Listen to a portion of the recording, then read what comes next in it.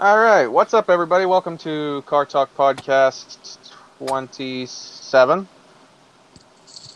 And today we're here with 3 other people, which is unusual. Usually we have more people, but oh well. Onto your channel. Who, me? Oh, shit. Okay. Sorry, I was hearing double because I had the comments up. So I was hearing myself talk, which is never fun. Okay, Greg, you want to go into your channel and Sure. Yeah, the stuff you do? I'm Gregory Salvatore. My channel's name is Gregory Salvatore, and I have car content. I belong to the YouTube Pack, one of the founders, and we have a group of people that I have on my, including John here. But we also have models and designers and things like that. So we do a lot of things around a lot of different things, not just cars. And I drive a 2010 Camaro. Alrighty, Joe, you want to go into your channel and your vehicle? Yeah, Or sure. vehicles? So my name's Joe. Run the channel Redneck Mafia. So basically, we just do a bunch of street racing and nonsense. Yeah, and I have a '83 Regal big block that you probably saw at the YouTube call out through the wheelie. That's about it. Yeah, that's pretty much all you got to say now is you're the car that did the wheelie at the call out and everybody knows who you are. Yeah. All right, Elliot, Alright, you want to go into your channel? I'm Elliot. I have a very large following. I make videos with my cars. I have 2 Miatas and a BMW 2002.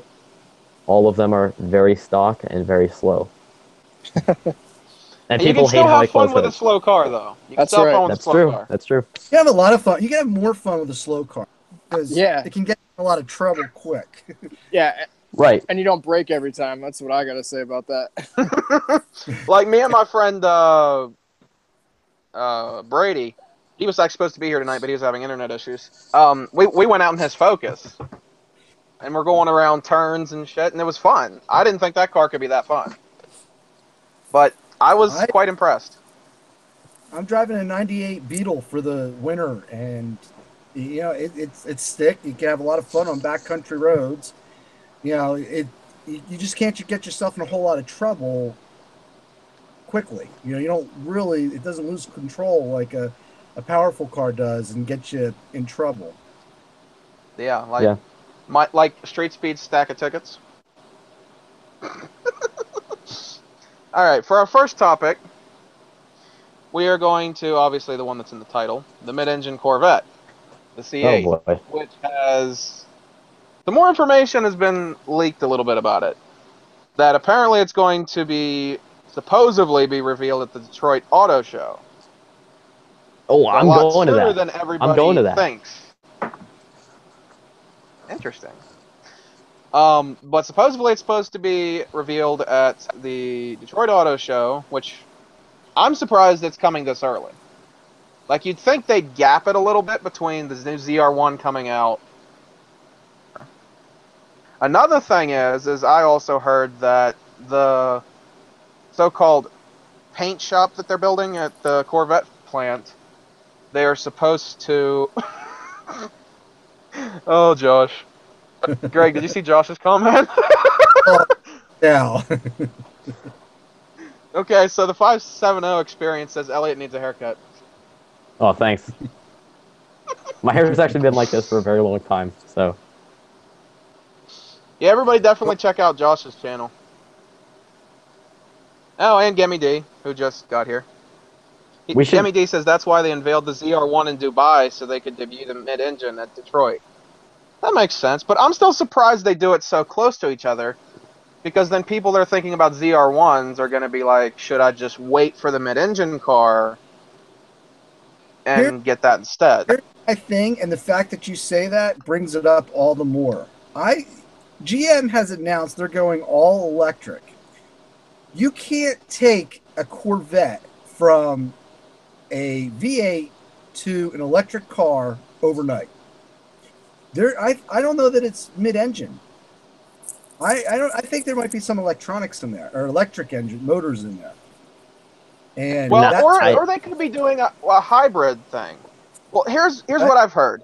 I've heard Prius. that there's going to be like 3 different engine options for it, which is one, the 6.2 liter V8, which is in the C7s, and then another option could be a dual overhead cam 4.2 liter twin turbo V8, or a dual overhead cam 5.5 liter twin turbo V8. That could possibly be making 850 horsepower and 720 pound-feet of torque, from what I've been hearing.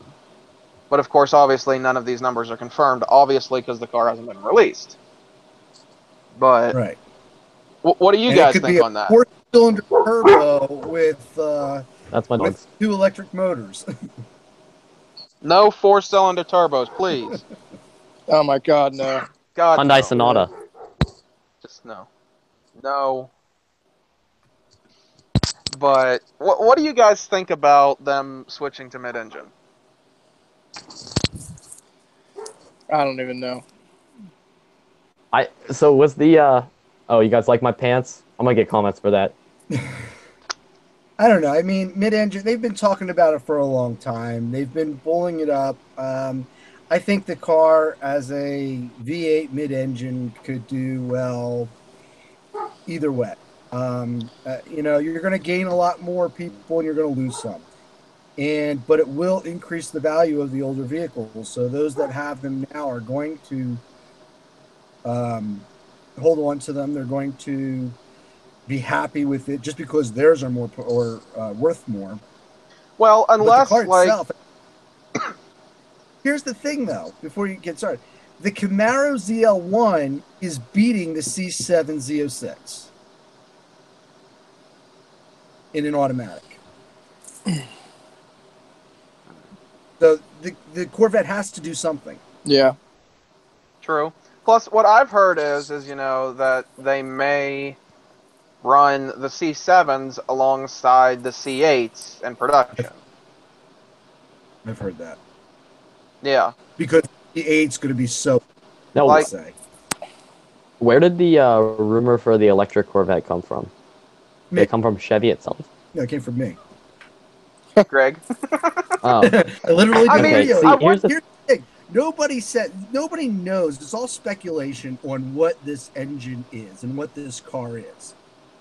So, but the thing that did happen is it said that they are going to go all electric, and you cannot one year put out a V8 and the next year put out an electric car for a Corvette. You can't do it. You're going to have to kind of bring those people over to accept an electric vehicle. That's why I'm kind of They're thinking gonna have- they may make the C8 a hybrid as well. They could do a hybrid powertrain with one of those V8s or all 3 of them. Or now, something smaller. like you said, they were going to run production of the C7. Something smaller. Come on, you got a 4-cylinder Mustang. You got a 4-cylinder Camaro. How is it that someday there's going to be a 4-cylinder Corvette? I'm going to delete all my social medias and block myself away from the internet if that happens. I'm gonna just... I want to see it happen. I'm telling you, this is the way it's going. Unfortunately, I mean, I'm still not like 100% turned on to the thought of electric cars.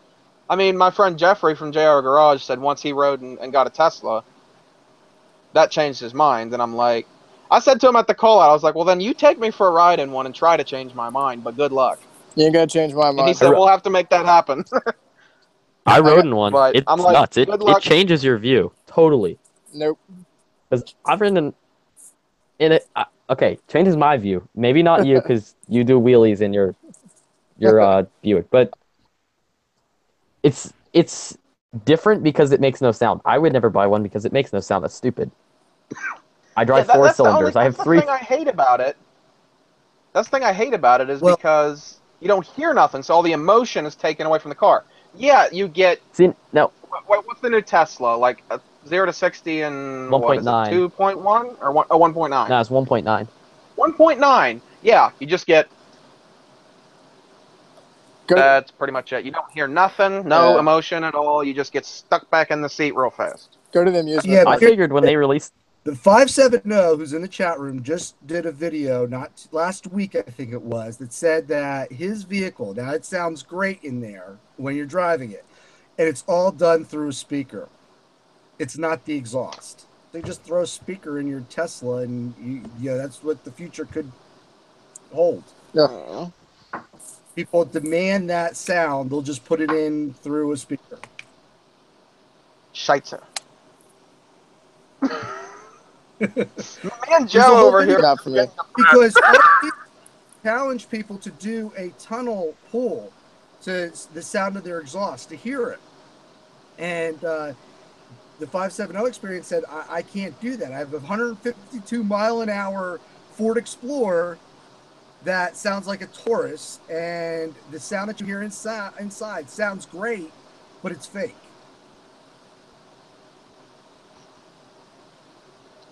When they released the Roadster, I really thought that they would do the thing the i8 has, like that, the interior sound. But they're not about that life. No, he's not going to do any of that stuff. He's not going to. Tesla's they're Oh just yeah, about. He's they're gonna. just Elon's about. gonna do what he wants to do, and everybody's gonna buy it. And they're saying that Tesla is such on the verge of bankruptcy as it is. The only thing keeping them afloat is the fact that they put out this Roadster and they'll take deposits. And they said, some people have said, like, they put out the deposit for the 3, and good luck trying to get your deposit back. Yeah. If you change Like, that's your something mind. I think we discussed in, I think it was the last podcast I did. We talked more about how Tesla is, may not be around in 2019. Because, I mean, Yeah. they said the Roadster is to be produced in 2019. They may not be around that long unless the government bails them out again. They're too big to fail at this point.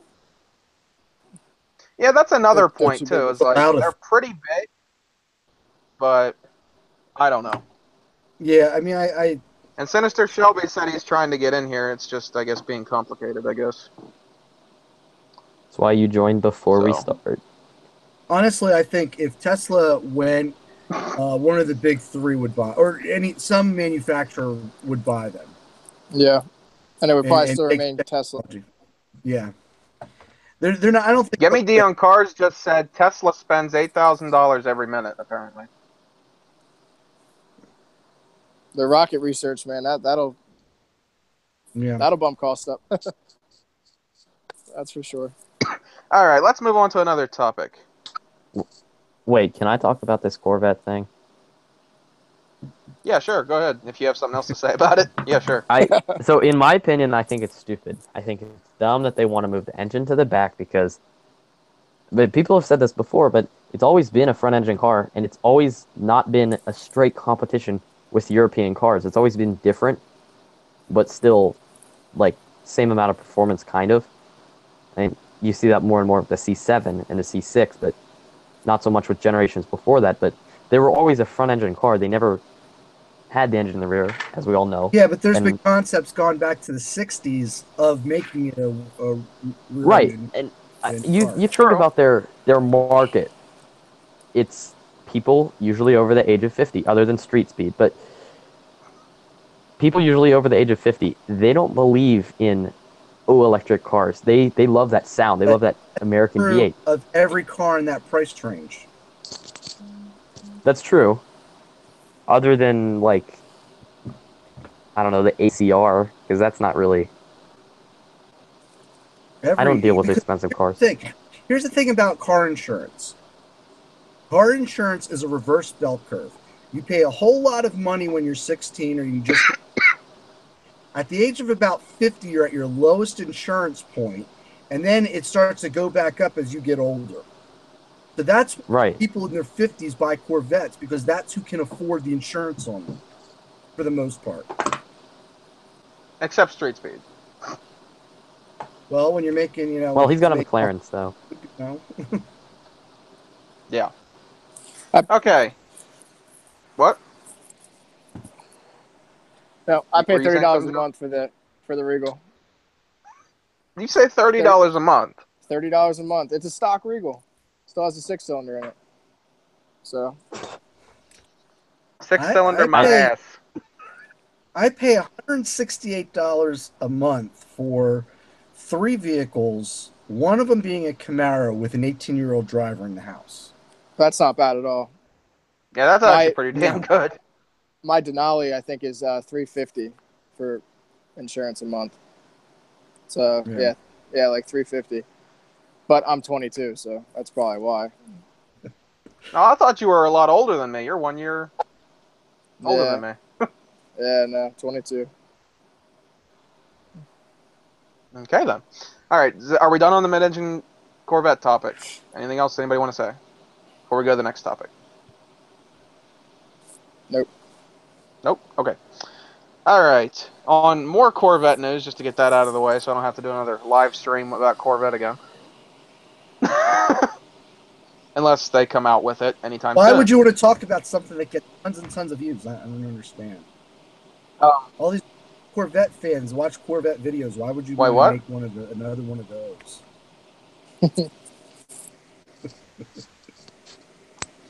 Okay.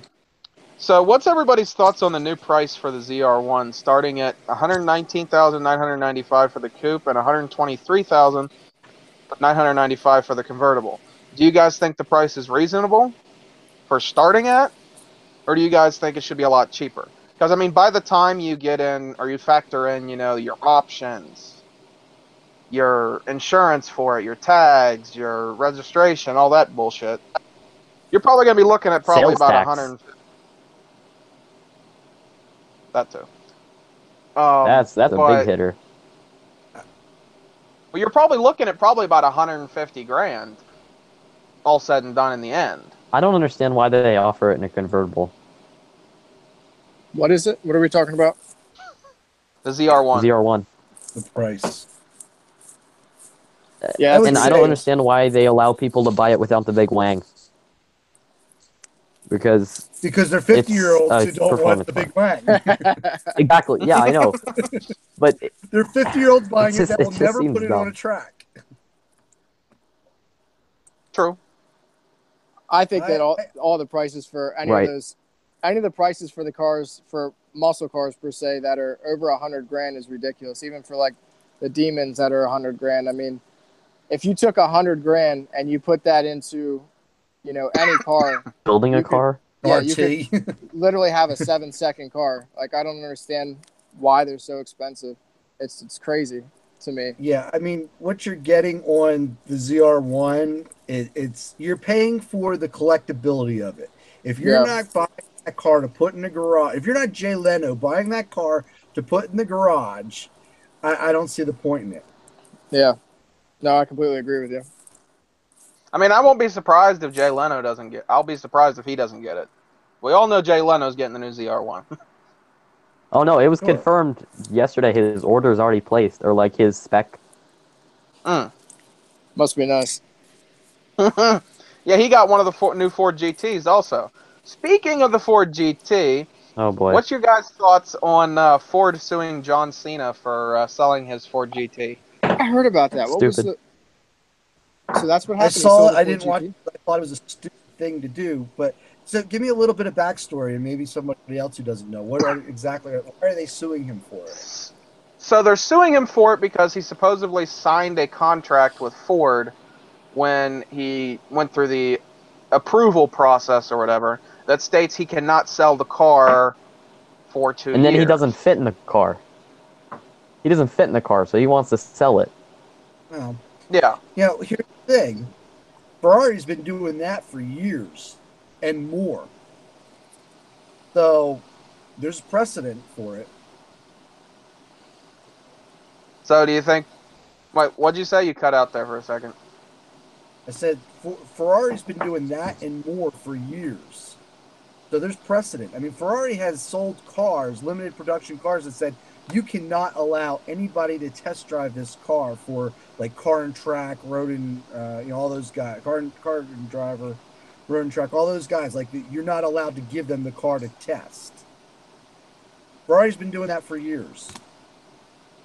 Huh. So I mean, there's precedent. There's precedent out there of these companies doing those types of things. Do you think Ford will with the lawsuit or the suing process? What's that? Do you think Ford will succeed by suing him, or do you think they're just going to throw it out the window, like the courts and stuff like that? And who has the better lawyer? Yeah, I was just gonna say it depends who has a better lawyer. It's 100% right. That's I'm kind of hard looking to at tell the because they chat, both have a lot of money. the chat comments. Someone, Matt Rosenthal, just like said it real good. Oh, Matt said they can't set the law once something is your property. You have the right to do whatever the F you want with it. That's not true.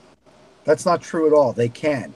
Because they can't set the law, but once you sign a contract agreeing to it, you gave up those rights. It's all about the contract. Yep. Yep. You can. It does. You say you have the freedom of speech. You can sign a contract to give away those rights, and you don't have them anymore. So therefore, is John Cena breaking the law by selling his Ford GT? It's not criminal. It's not. This isn't a criminal case. It's not a law. It's a contract. It's a civil suit. So it's just pretty much a broken contract. Yeah, and that's what they'll sue him for. It's a civil suit. So there is no law. They'll get a couple bucks out of him, and he won't be phased though, because that dude's got so much. Well, yeah. It'll all depend. It probably won't go to court. It'll be who one of them will either Ford will back down or Cena will pay it off because it's cheaper to pay it than to fight it. That's what's going to happen. Okay, next topic. Okay, so have you guys seen pictures of the new Aston Martin Vantage that has been going around? No, I haven't. I don't think so. Okay, so let me bring it up here real quick. Over it. I think I saw it and I just kind of skimmed over it because I'm not really a big Aston Martin fan. Yeah, I mean, some of their cars are nice, but this one is quite. Hold on. Yeah, here's the thing. Yeah, Aston Martin makes a nice car, and if you like their brand, great. But if I had the money to buy an Aston Martin, that's not the car I would buy for that price. True. I just buy several American cars. I would rather have than an Aston Martin. I would just buy several American cars. That's legit what I would do. Hell yeah. Good picture to show you guys. Here we go. Showing how ugly it is. Let's see. Let me screen share. Alrighty. Yeah, you get to see Hypnotized right now. Okay. So, what do you guys think of the new Aston Martin Vantage? I hate it. Yeah, it looks pretty ugly, doesn't it? Some nice tabs over there. Yeah, I'm not a big fan. I think the way they had it the reminds me of a Tesla. The Vantage before. It looks like a Tesla. That's what it looks like. I can see the similarities. Let's see, I think there might be a back picture. Here's the back. The back isn't too bad, but the front is like. The back is nice. The front, the front looks like the front looks more or less like they put all their money into everything else, and then they got to the front end and was like, "Oh shit, we ran out of budget. Let's just slap something on here and pray to God people like it." The back kind of looks like an updated RX-7. It's kind of that reminds me of Maserati a little bit. The back there. Yeah. Yeah. I like the back, not the front. Yeah, same. I don't like the back at all. Let me go back to the comments here. There we go. Okay. All right. Well, Novitaz in the comments says doesn't get my heart going.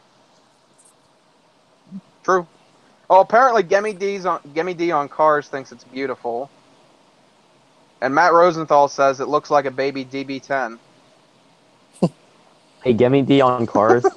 You said you guys are an American car bubble. I'm not. I have Japanese and German cars. So. Wait, where did he say that? I gotta see that. You gotta scroll up a bit. Oh, there we go. I see it. How do I even see the real comments? funny, Gimme D. I don't even see You this go to comments my coming up. channel and like you watch, or See you this click coming up. on the video, or Oh, you okay. click on the video, the live video, and it'll show it. All right, I'm gonna go Make do sure you turn the audio off, or else we'll get your ear just like Yeah. You're Gabby D, raped. killed. Gabby D is the YouTube Packs token German car guy. Mostly American car guys in there. Yeah, I'm more or less. Well, Greg, you mostly like American cars, right? Or are you kind of No, like no. all over the place? I mean, I'm a car guy. I like cars. I, I I like muscle cars. But I like sports cars. Here's the thing: I can afford an American muscle car. I can't afford a European sports car that I want. Okay, yeah, that makes sense. Yeah, I'm more or less like the person that only really sees myself wanting to own American cars. One, because I can afford them, and two, because I don't know, I just like them. But that's just I've me. had I've had all kinds of cars. I've had all three, the big three. I've owned cars from all of them. I've had RX-7s. I've had Mazda 3s. I've had what other foreign cars have I? I've had Hondas. I've had a lot of cars. Different types of cars. I'm a car guy. Not I had an Alfa Romeo Spider, but Huh. I I like all kinds of cars, and I particularly favor muscle cars and sports cars. That's reasonable. Joe, what about you? You already know What's your my preference? answer. You already know my answer, man. I like old school muscle. There we go. Old school Elliot, you muscle. kind of already said yours, right? Yeah, and I like some American cars, but Yeah, I don't only like American cars. Like, I like all cars, but it's just if my personal preference is American cars. You know what I mean? Like if somebody yeah, came up to me and be like, "Hey, you want to ride in, I don't know, a BMW or Porsche or whatever," I'd be like, "Yeah, sure." Like I'm not gonna say yeah, no just no. because I love American cars. Who is And this? Ethan Weber.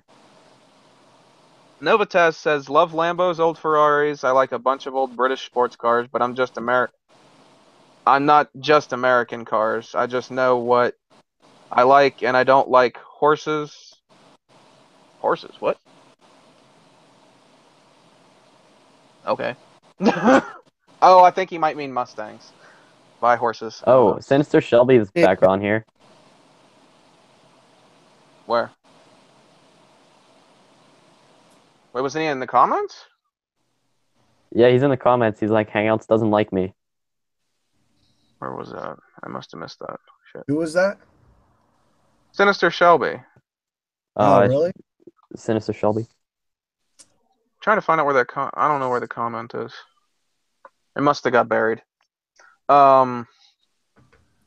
Okay, so here's more of not so much news topic, but all right. Here's a good question for everybody. What was the first car you worked on or helped work on?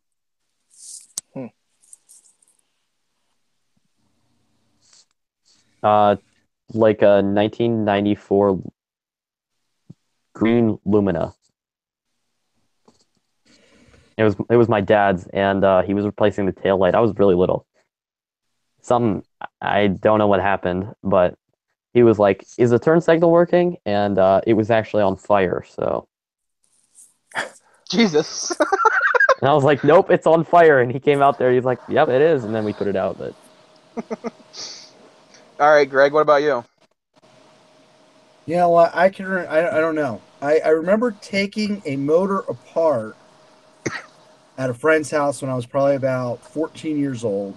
And the idea was it was this old beat up car his dad had that they were like, just take it apart. Your best way to learn is to just work on it, to take it apart. I don't remember what car it was. The Okay. first car I actually worked on that I remember was my first car, which was a 76 Camaro. Nice. Okay, Joe, you want to go? Yeah, I think the first car I did serious work on was probably the Monte Carlo. I would think so anyhow, when in high school, because I didn't really boats and stuff like that I worked on before, but nothing too crazy. That's probably the first car I did a lot of work on. And for me, that would be a, what year was it? I think it's a 92. You're still waiting, right? No. A 92 Fox body that, this was actually a couple weeks ago, actually. So my friend No Go Garage, if you guys haven't, check out his channel. I was helping him work on his Fox body. We had to solder wires in the engine bay, had to figure out why the alternator wasn't working correctly. Wire a wideband gauge and a boost gauge. Then stick the fender and the front bumper on, which we had to modify because it's a turbo car, so it has bigger intercooler and turbo piping in the way. So we had to modify the bumper and stuff. So there is videos coming on all of that eventually.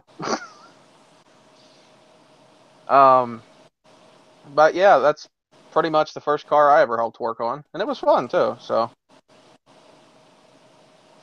hey Joe, your camera took a dump. I'm back. Just like you did before the podcast started. Oh man, screw you, Elliot.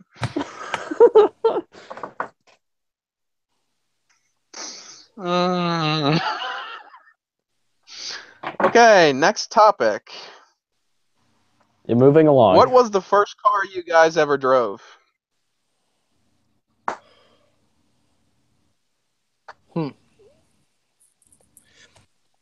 I can tell you a story, but I don't remember the car. I don't remember what my mom had, but I was probably about 4 or 5 years old.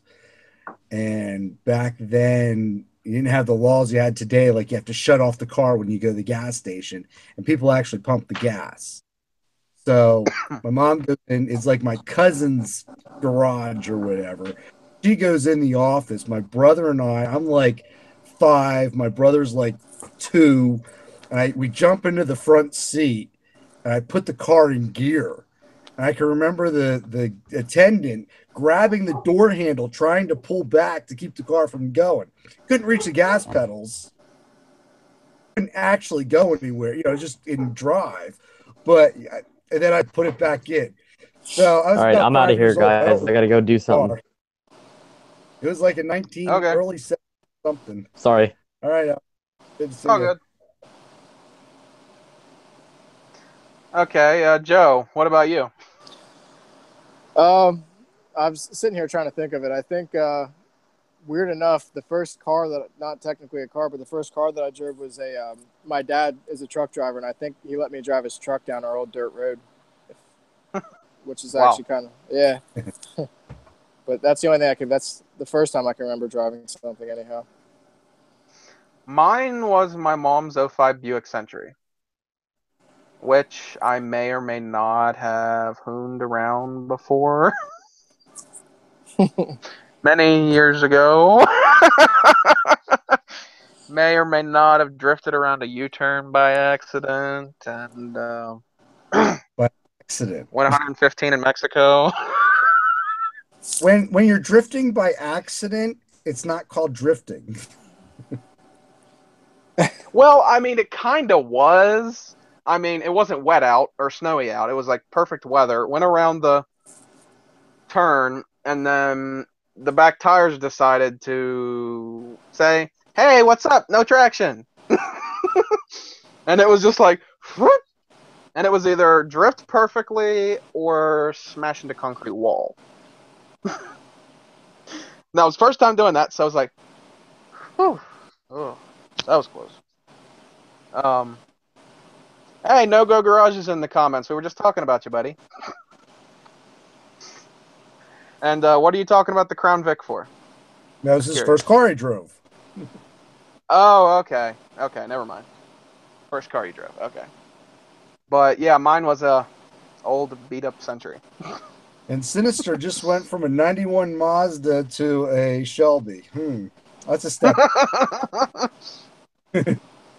Oh, and Brady, the one topic was the first car that we worked on or helped work on. So because obviously the first car I worked on / helped work on was your car. So I brought that up and told everybody to go check out your channel, and then there'll be videos on it eventually, etc. Okay, next topic. Just scroll through all these. Ah, okay. Okay. What is the most expensive car you ever drove? Drove?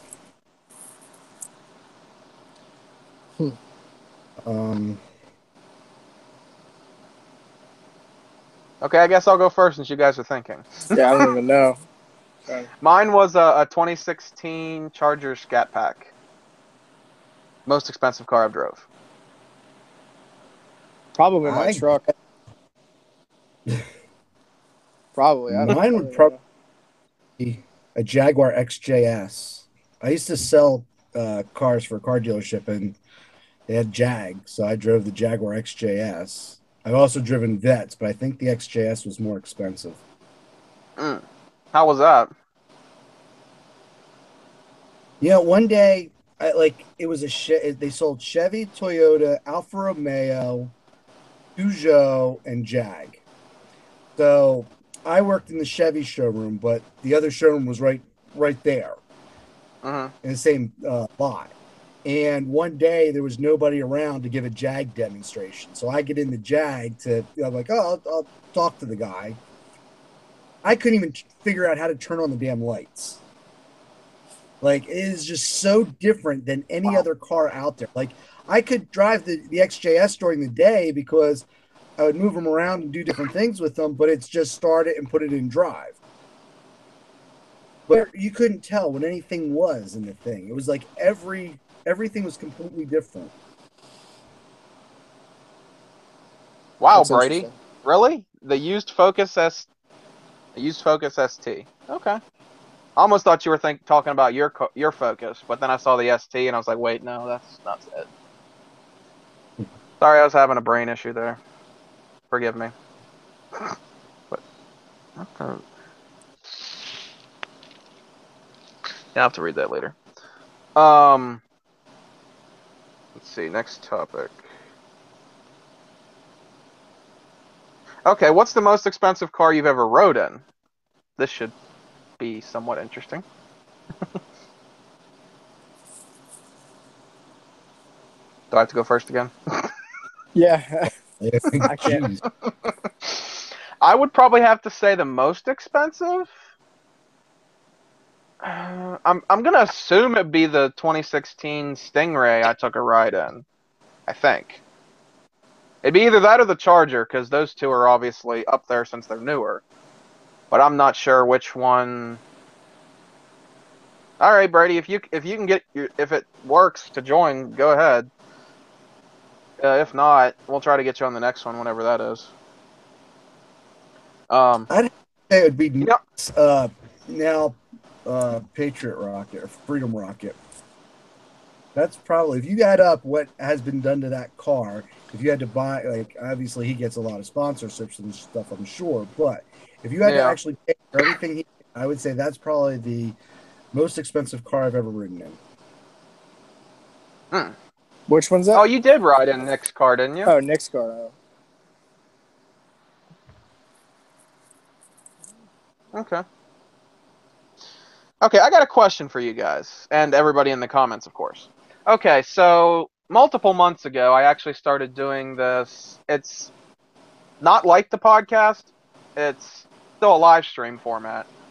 But it was where I interviewed other YouTubers and did like a little interview thing with them, asked them questions, how they got into cars, how they started YouTube, why they started YouTube, a bunch of other things. Do you guys think I should start doing that again with other YouTubers? Because so far, the only one I've done is Josh from Josh's Car Corner. So do you guys think I should start doing that again, or just let it in the pile of dust? I think it'd be a good idea. Definitely. How did your videos go? I don't know. That was back before I started doing a lot of tags and sharing shit around, so probably not well. I mean, it can be, Like anything what can I, be done. Whether or not you can do execute it yeah. well and people watch. I think it's worth. I think it's worth looking into. I think. Yeah, like I was thinking about doing like maybe do 1 week podcast and then the next week do like the interview thing. And then the next week do a podcast. So it's not like podcast every week to where I'm struggling to figure out topics each week. You know what I Now, mean?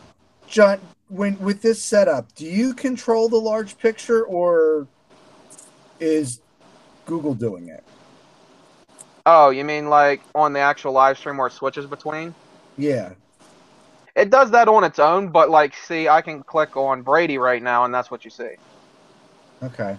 I mean, I think if you're going to do interviews and you have control over that, I think that would be work. But I mean, just kind of letting it do what it wants for an interview would not work. Like it's got to, if you're going to do an interview, it kind of needs to be a step up. Yeah, like when you guys do your introductions in the beginning, I will click on whoever it is so that if anybody else says anything or like for instance I cough or something, it doesn't switch back to me while you're doing your introduction. Right. But I'm saying if you're doing an interview, your Yeah. interviewer, when they're talking, it needs to stay on them. Yeah, of course. So that's what I'm saying is it needs to step up a little bit. It needs to be a little bit more in order to get. It has to have that I'm interviewing feel, or I don't know that it would work well. Yeah, because I mean it is through live stream, which makes it easier because then I can get anybody from anywhere. Right. Which like I could probably get Rob Ferretti to do it at some point, whenever he has time. And the good thing with that is that could be any day of the week the person picks. So it's easier. It'd probably be easier to schedule that than like a podcast. You know what I mean? So you're going to record it and then No. It'll be edit. on live stream. Like it'll be like what we're doing right now. So it'll be live, and then people in the comments can actually ask questions like after I've asked all mine.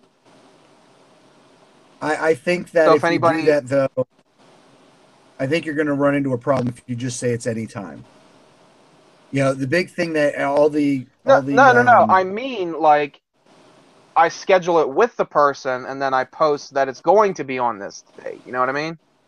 Yeah, but everybody out there that talks about how to grow a YouTube channel says you need to schedule it for a certain date and time. That's a tried and true method for anything that is like this. I mean, television shows, they don't change it. They try a time slot, and if it works, they keep it. They don't keep changing it around Yeah, that's why to I see kind of what. use. That's why I've picked like for the podcast to be like on Wednesdays, Right, and that's usually when it is if exactly. there's going to be one. So I might just keep it the same way to where like it'll be Wednesday, but it'll either be like a podcast or that. Like switch between the two. Yeah, no, it's fine, but I'm thinking that if you're going to try something out like that, you need to kind of, because here's the thing is let's say I'm available Wednesday night, but I'm not available Tuesday night. So I want to watch these things, but then you're going to do it on Tuesday. Well, am I going to watch the replay, especially if it's someone that I would really like to ask a question to? Because if you're going to add that in, which is a great idea, you need to be like, oh, okay. And then you can schedule them out a month in advance. Well, this week we have this person. This week is this person. This week is this person. This week is this person. So people can plan for them. Yeah, like what I'm thinking is maybe try to plan it the week before. And try to schedule somebody a week before so then everybody has a week to know what day it is or whatever.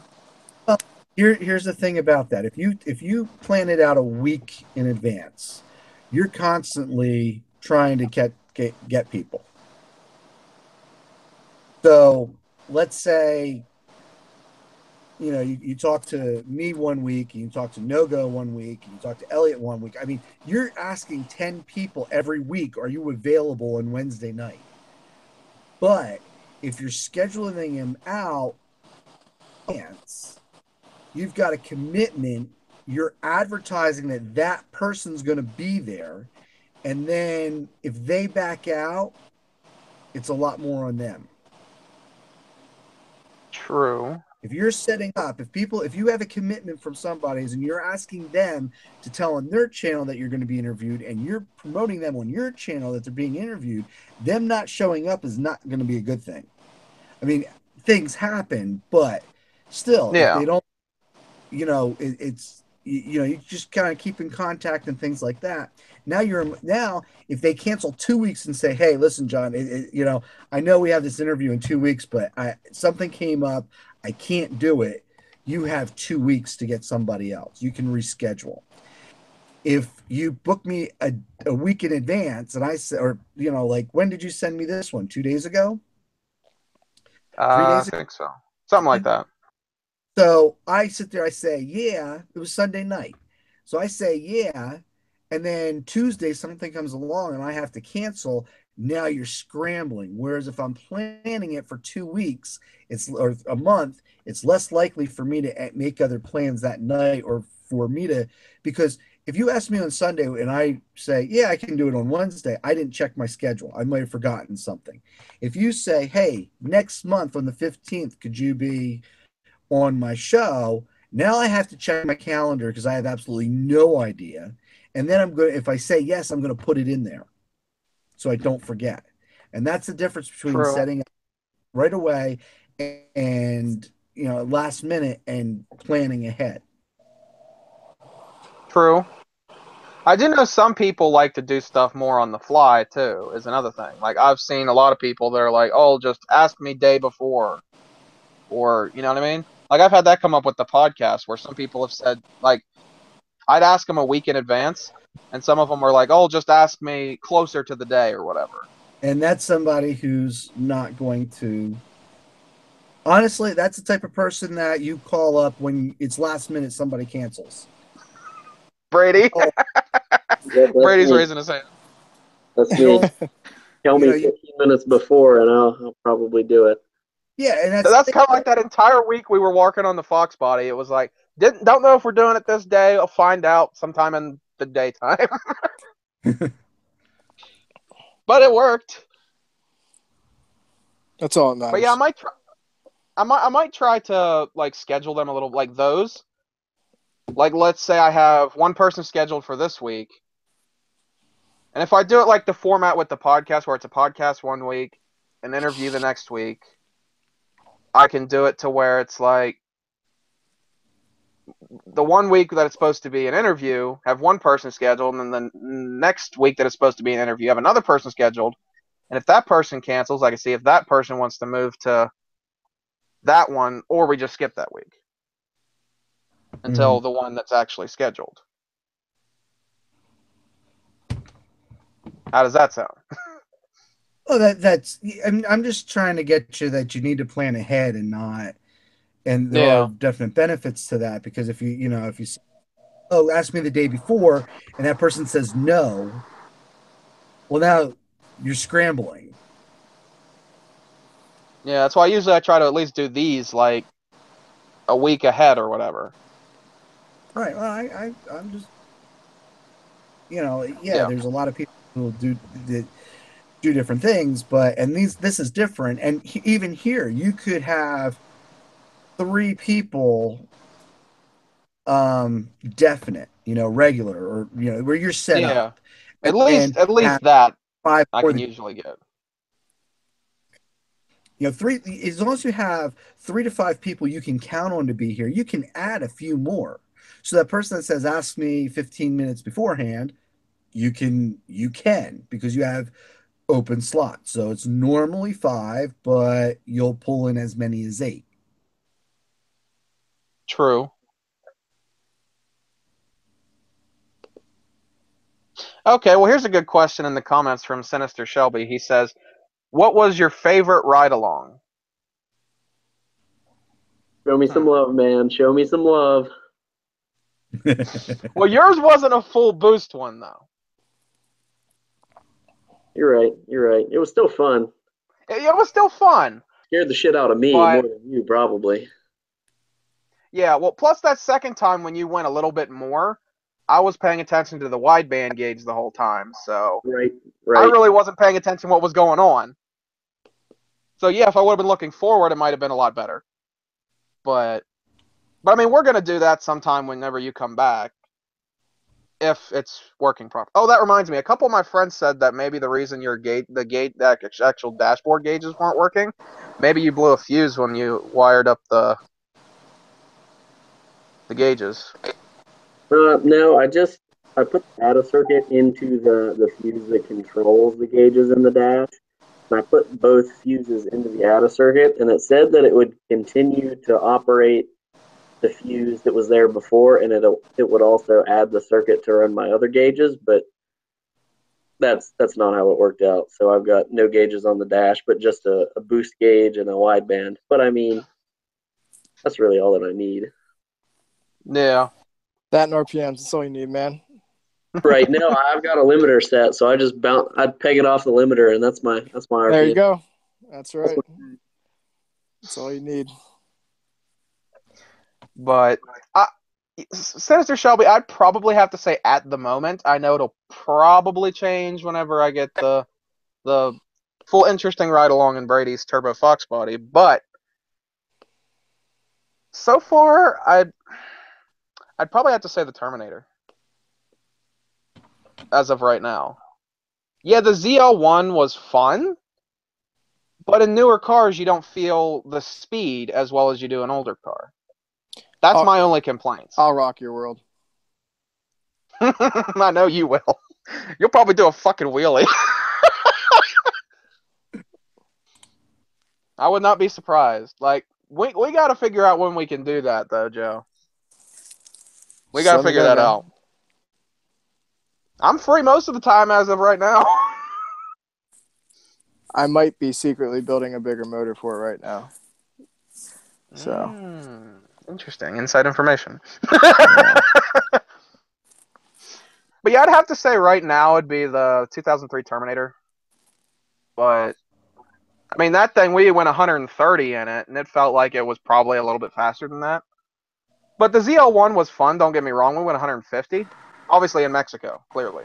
But it just didn't feel that fast. It felt like we were going like 60 or 70. Maybe 80.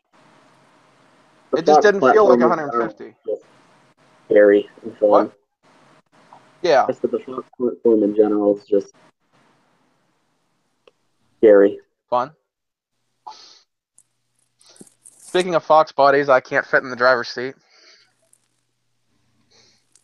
There's going to be an interesting clip in an upcoming video that Brady is making me keep in there of me getting in and out of the driver's seat of the Fox.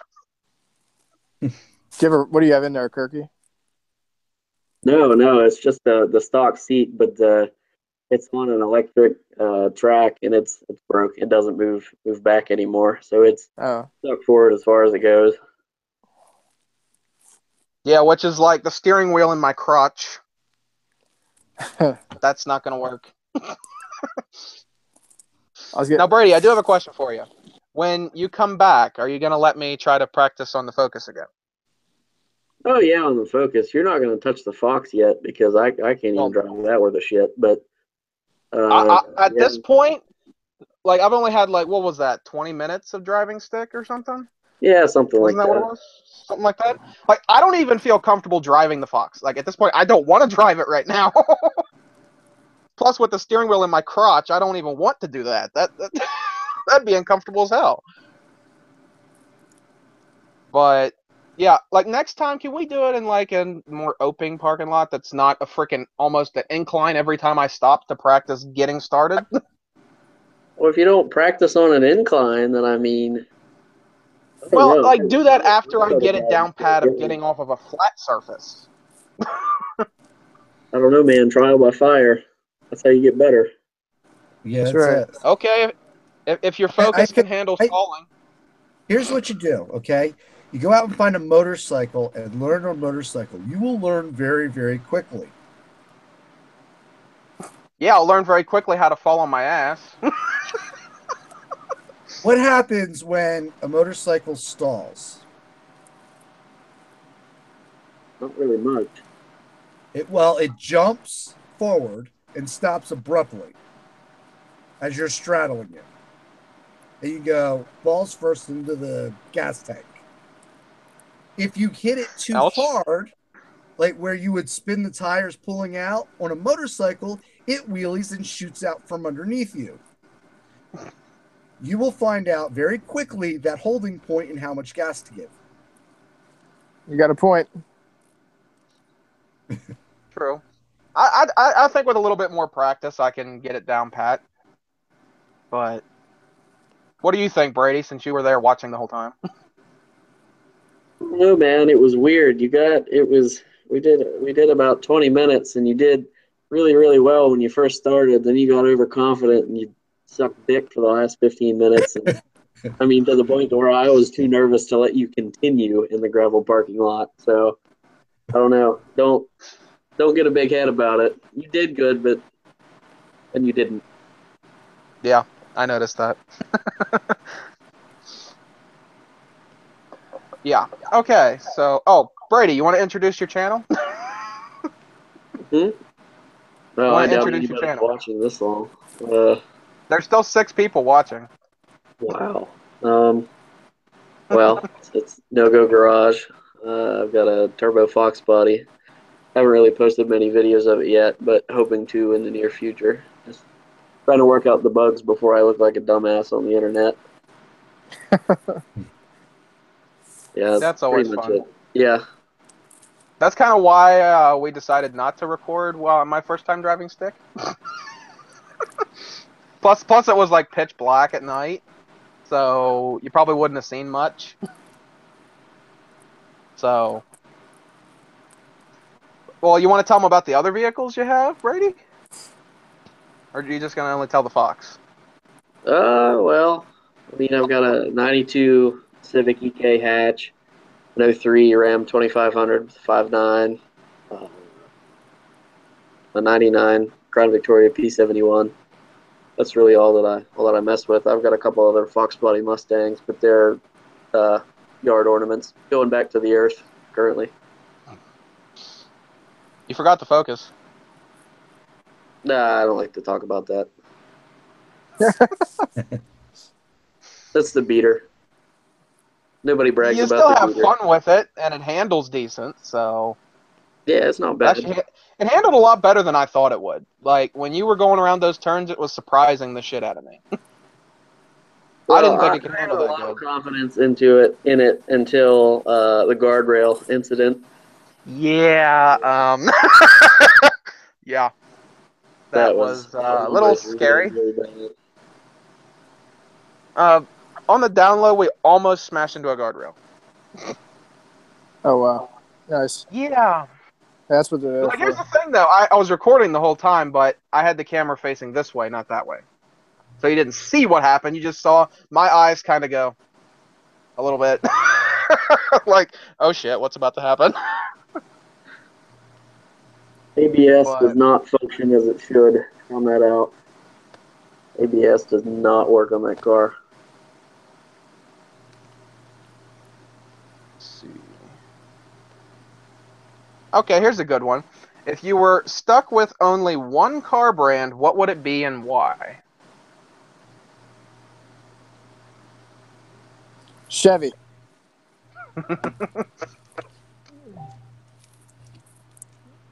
One car brand for like Why? every car that I ever bought. Is that what you're saying? No, like if from now on for the rest of your life, you had to Right. stick with one car brand and that's it. What car brand would it be and why?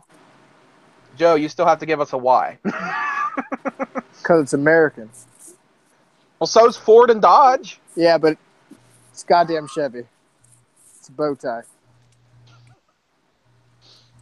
That's still really not a good. It's a good answer.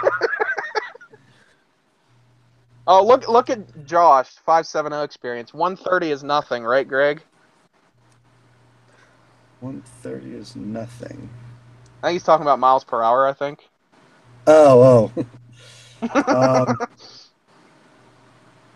130. I thought you were talking about a time. I'm not sure. Because That's just what he said in the comments. no, I mean, yeah, but that's what I would think because I know he's a lot faster than that.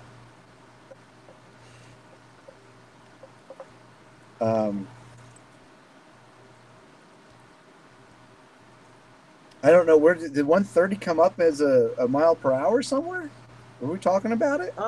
It doesn't look like it. Well, unless he was late commenting when I was talking about like the 150, the 130, and the Cobra. Oh yeah, okay. Unless he's talking about that, I'm not sure.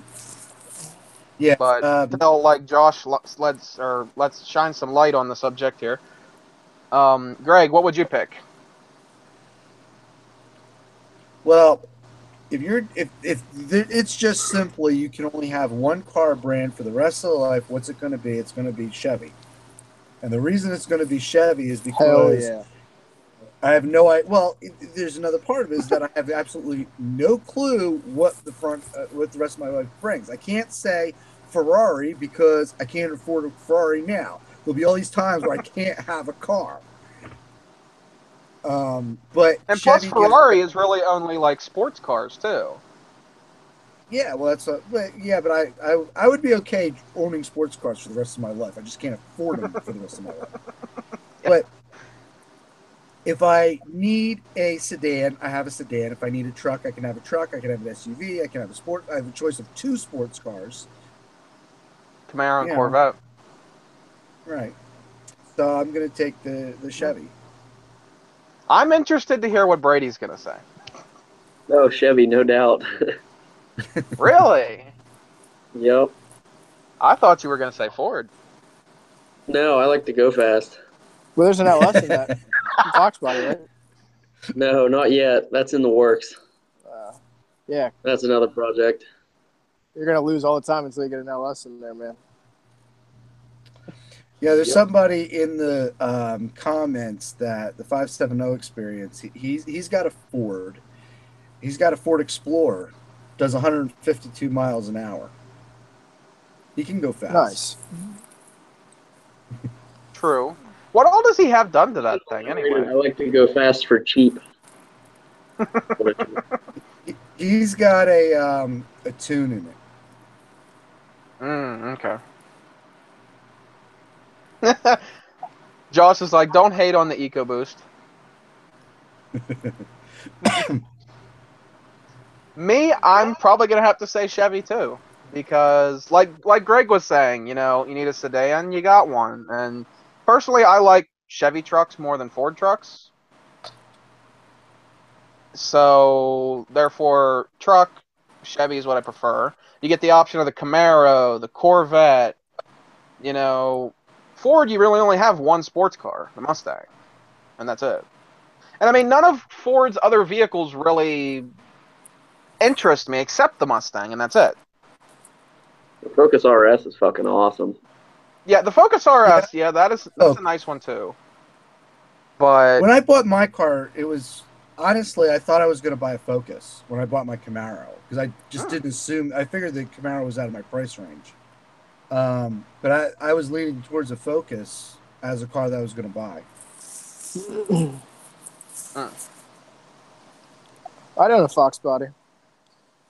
I have an LS in it though, but I don't know Fox body. I love Fox bodies. Yeah.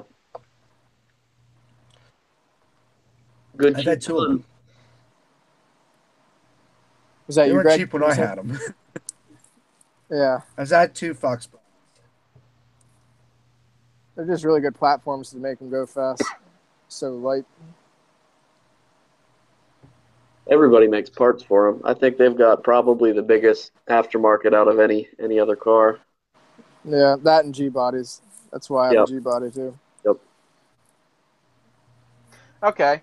I think for the last topic for tonight, I'm going to pick, what is the favorite engine you have ever drove? Like, what's the favorite engine you've ever been behind the wheel of, if that makes sense? 6-cylinder in my Buick.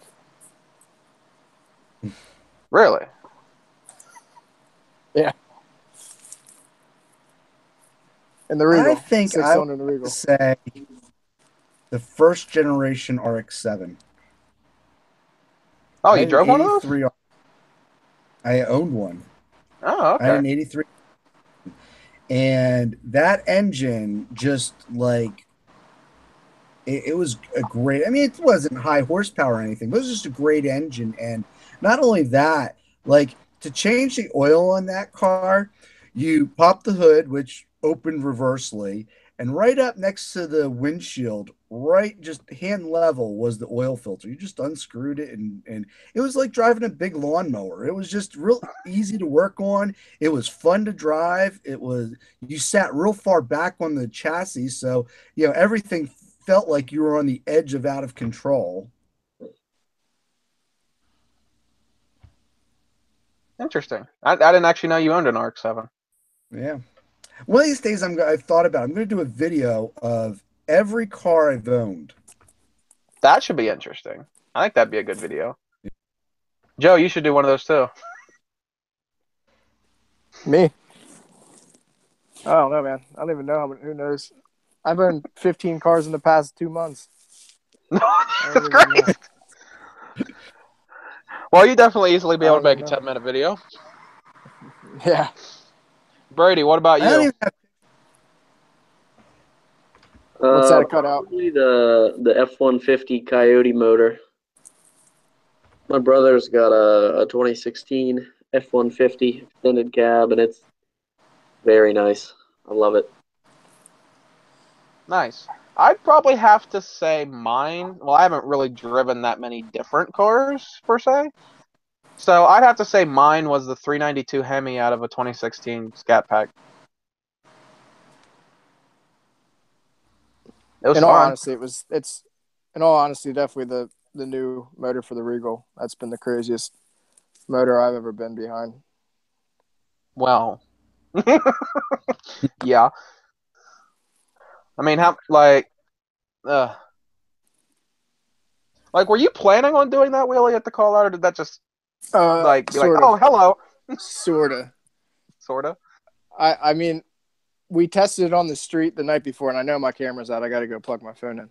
But I Okay. tested it on the street the night before that, the YouTube call out, and we hooked pretty good.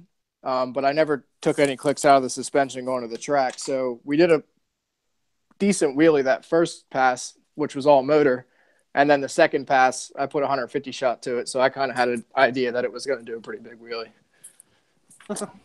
Pretty big. Yeah. Didn't your back bumper scrape, or was it just like really close? Yeah, It there's did? scrape marks in the back bumper. Yeah. You going full Dom Toretto out there on the track, huh? Yeah. Yeah, did you see my post? Except in a Buick. You see my post on Facebook? Which Or, one? I mean, on Instagram, where I took a still shot of the in car, and it was like, Oh yeah, I think I remember seeing that. You just like, I said it's my best Dom Toretto impersonation. yeah, I remember that. Yeah. That was funny. All right, well, I hope everybody watching enjoyed this podcast. Definitely check out Greg, Joe, Brady, and Elliot, who is not here at the moment. Definitely check all their channels out. Their links will be in the description below if you are watching this afterwards. And we'll see you guys next video.